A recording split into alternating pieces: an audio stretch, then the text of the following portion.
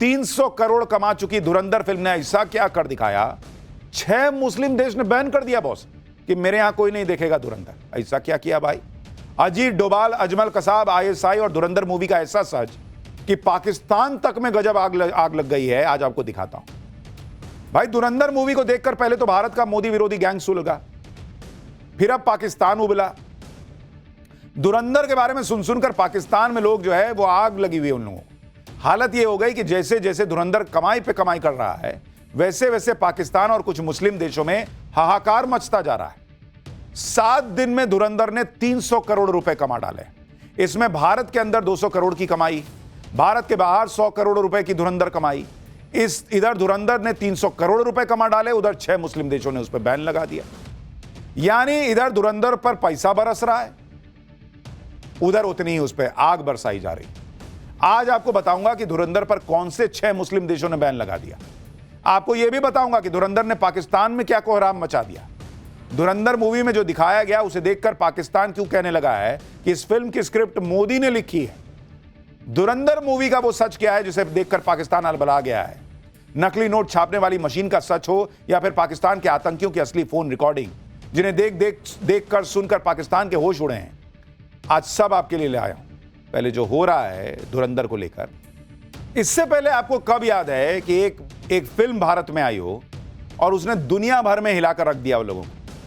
कई लोग देखना चाहते हैं, कई लोग एक झलक नहीं देखना चाहते। धुरंधर के धमाके से पाकिस्तान तक हिल गया है, वो आपको आगे बताऊंगा। लेकिन पहले आप देखिए कि धुरंधर की जिस तरह से पूरी दुनिया में चर्चा हो रही है, जिस तरह से भारत के बाहर भी धुरंधर जो धुआंधार कमाई कर रही है, उससे खलबली मच गई। पूरी दुनिया में फिल्म को रोकने के हथकंडे आजमाए जा रहे हैं। आप देखिए, खाड़ी के 6 मुस्लिम देशों ने धुरंधर फिल्म को बैन कर दिया।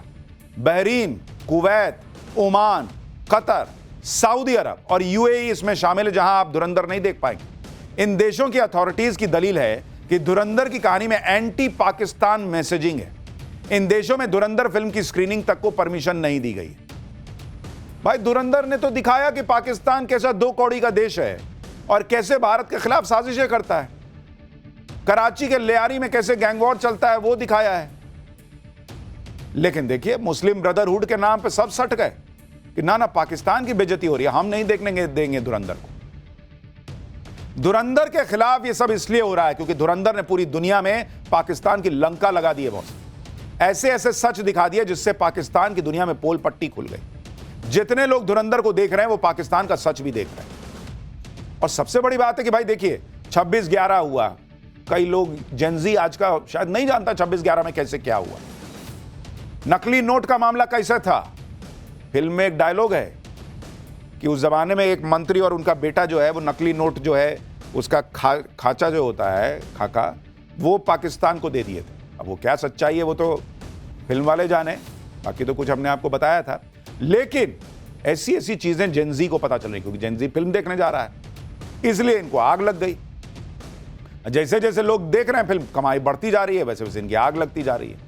आप ये देखिए कि इस फिल्म ने क्या गजब कर रखा है। 5 दिसंबर को फिल्म रिलीज हुई।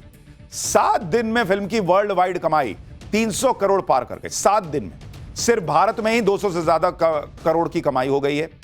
एक्सपर्ट्स के मुताबिक फिल्म जल्द ही 500 करोड़ क्लब में शामिल हो सकती है और यह रकम पाकिस्तान के रुपए में 1500 करोड़ के पार हो जाती है।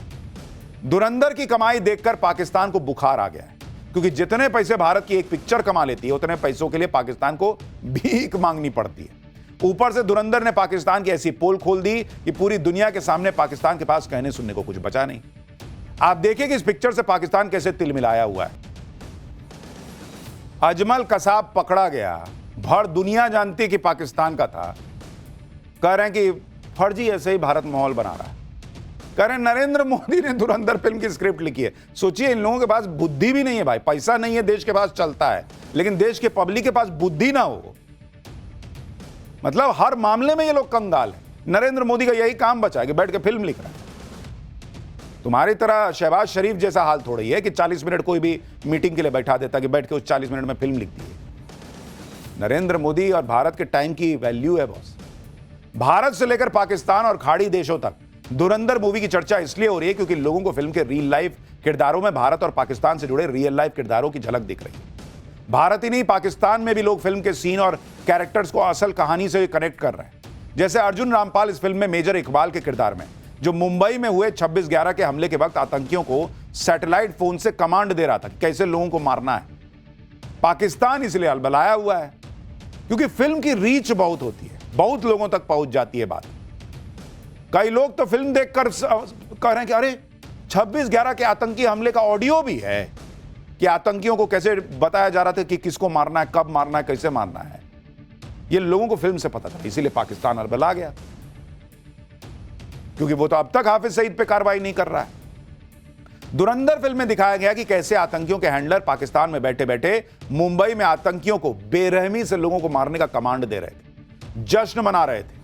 अब यही सीन दिखा दिया तो पाकिस्तान को आग लग गई कि अरे बाप रे, तो सच पता चल गया पब्लिक को। इसी से पाकिस्तान परेशान है, क्योंकि ये ऑडियो बहुत सारे लोगों ने पहली बार सुने। आपको ऐसे ही एक रियल ऑडियो सुनाता हूं जो मुंबई के 26/11 हमले के दौरान का है। इस ऑडियो में भी आतंकियों का हैंडलर पाकिस्तान में बैठे बैठे 26/11 के आतंकियों को ठीक उसी तरह कमांड देता सुनाई देगा जैसा फिल्म में दिखाया गया। फिल्म में कोई झूठ नहीं दिखाया गया। अब आप असली ऑडियो सुनिए 26/11 के वक्त कैसे आतंकियों को कमांड दिया जा रहा था पाकिस्तान से। क्या सूरत है काशा? मेरे ख्याल ऊपर टीम उतार दी गई है।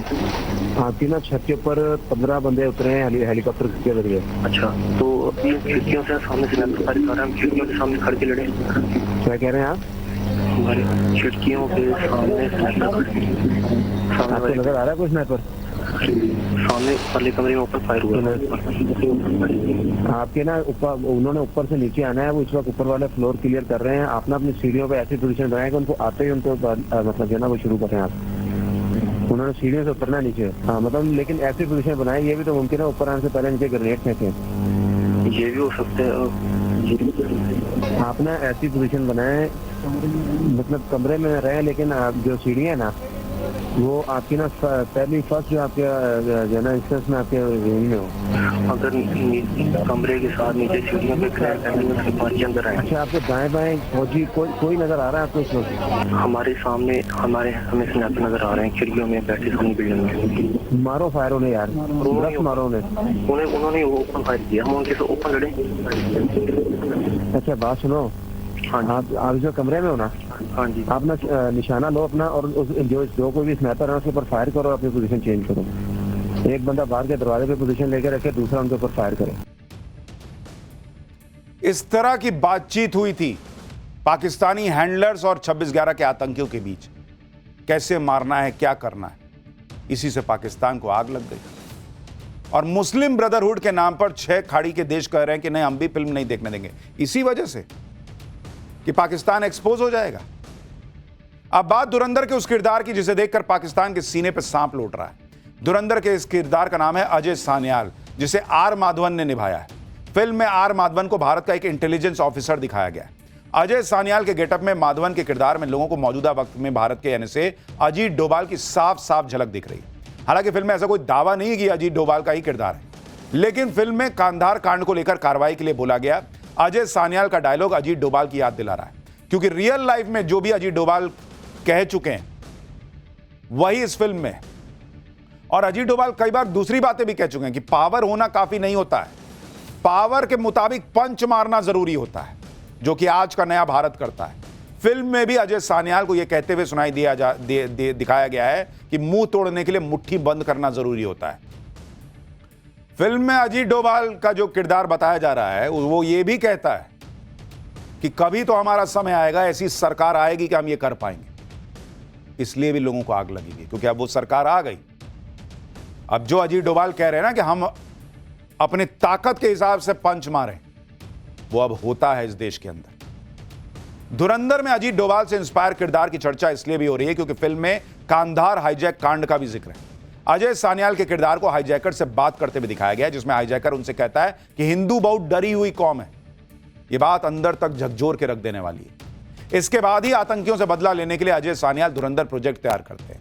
और आप देखिए कि अपनी रियल लाइफ में अजीत डोभाल कई बार कह चुके हैं कि हिंदुस्तान को हमेशा हिंदुस्तान के लोगों के साथ नहीं देने की वजह से हार झेलनी पड़ी। वो कहते हैं ना कि अक्सर दरवाजा जो है ना वो अंदर से खोला गया, तभी कोई बाहर ही घुस पाया। ऑपरेशन सिंदूर के बाद भी आपने देखा नहीं, सोशल मीडिया से लेकर दूसरी जगहों पर किस तरह से माहौल बनाया गया कि सबूत दो, पाकिस्तान को कितना मारे हो। यहां तक कि यह पूछने पे फोकस रहा कि हमारे कितने राफेल गिरा, पाकिस्तान को कितना मारा, यह देखने के बजाय हमारे राफेल गिरे कि नहीं गिरे यह जानने में लोगों का इंटरेस्ट रहा। यही नहीं, अजीत डोभाल को जब भी मौका मिलता है वो कॉन्फ्लिक्ट ऑफ इंटरेस्ट होने पर खुद को शक्तिशाली दिखाने पर जोर देते हैं। उनका मानना है कि भारत धर्मगुरु भी तभी बनेगा जब एक शक्तिशाली भारत का निर्माण होगा। पाकिस्तान भले ही धुरंधर के इन किरदारों से और धुरंधर की कहानी से तिलमिलाया हुआ है, लेकिन वहां की पब्लिक धुरंधर के पायरेटेड वर्जन देख रही है। और धुरंधर मूवी में जो गाने हैं, जो साउंड ट्रैक है, बैकग्राउंड म्यूजिक है, उन पर पाकिस्तानी रील बना रहे हैं, नाच रहे हैं। भाई पब्लिक को तो पता है कि उनका देश कैसा है पाकिस्तान, तो वो तो अपने मजे में है। पाकिस्तानियों को आग लगी है और इधर धुरंधर ने बॉक्स ऑफिस पर आग लगा रही है। देख रही है पब्लिक, उसको सच जानना है।